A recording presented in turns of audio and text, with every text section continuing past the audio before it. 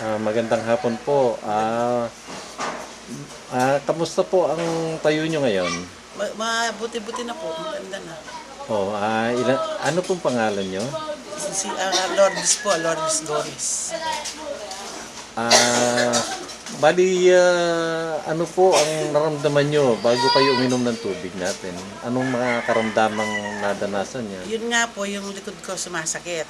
Tapos, hindi ako makatayo. Tapos nagkaroon pa ako ng pigsa dito sa binti, ganon. O yun, nung umalis yung anak ko nung primerong gabi ako doon sa inyo, sa kanila, dating niya may dalang tubig. Sabi niya, inumin ko daw para gumaling-galing daw. Ininom ko naman po yun. Ayun, mga 3 araw, bumuti-buti na po yung pagkaramdam ko. Ganon.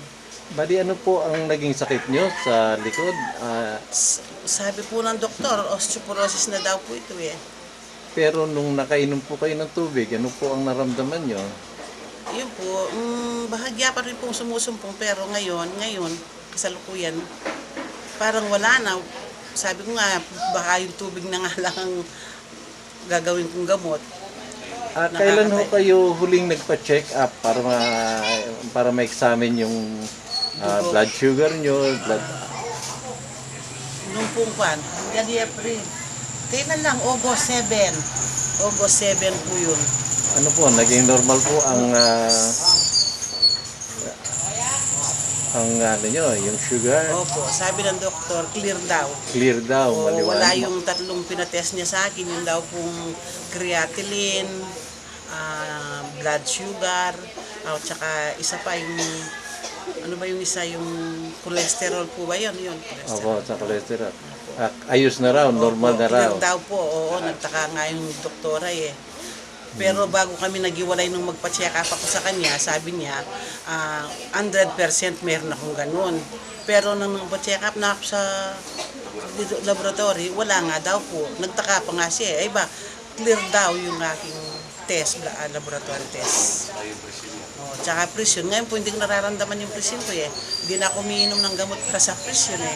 Ganun po ba? Oo, Di, yun na lang po, tubig na lang po ang Opo, ininom nyo. Tubig na lang po. Sige po. Anyway, ang ano natin dito. May nabanggit po kayo na nung araw may doktor na nagsabi na maski ilang Isang drum ang inumin yung gamot hindi ako gagaling. hanggang Opo, yun. hindi ano po pangalan ng doktor Si na yan? Dr. Villa. Saang ospital po siya? Sa CLDH po. Okay. Internal daw po yun eh. Magaling daw, orthopedic daw po yun eh. Magaling daw po. Bagay, nung na-hospital ako sa kanya, gumaling nga. Kaya lang, pagkatapos ng 2 taon, bumalik ang sakit. Yun. Pero yung sakit nyo yun, yung osteoporosis, bali napagaling din ang tubig natin. Opo. Ngayon po, wala na nga. Bahagya na lang kapag umaga. Sa umaga, pagkagising ko po, susumpo ng konti. Tapos iinom ako ng tubig. Tapos iiga ako lang ng konti. Maya-maya nakabangon na. Yung pong brace na sinasabi ng doktor, na-bracean po ba kayo nung nakaraang taon? Hindi nga po eh, hindi ako nagpapabrace. Nagpakwan po ng simento po, sinemento nung 2012. Simento ang ginawa. Pero yung brace na sinasabi, hindi ko na po pinagawa dahil may kataasan, walang pera.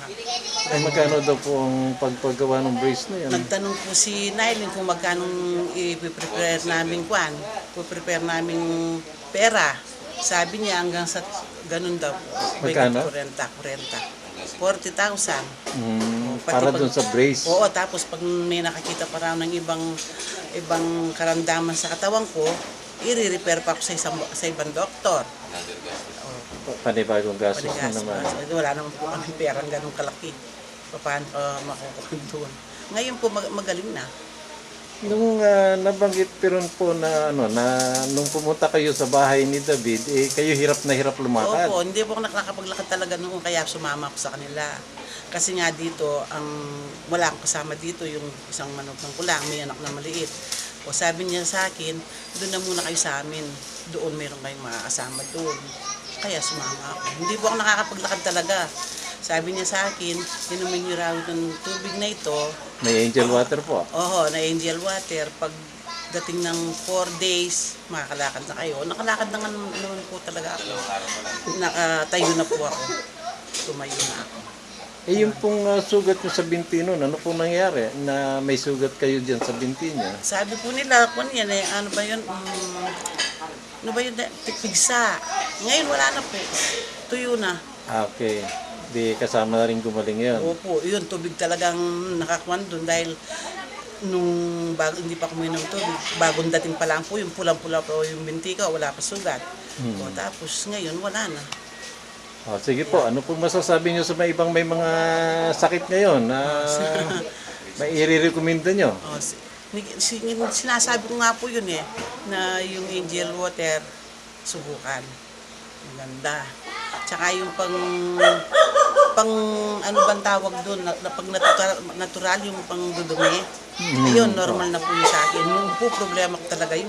Nahihirapan kayong duminom? Oo, 3 linggo, kung minsan di ako dudumi konti. Ayun po, maganda na araw-araw na. Araw-araw na kayong dumudumi ngayon? Oo, araw-araw. Normal na? Normal, maganda pa. Pwede pong tumayo kayo kung malaman natin ang katawan nyo, kung pwede na kayong sumayaw.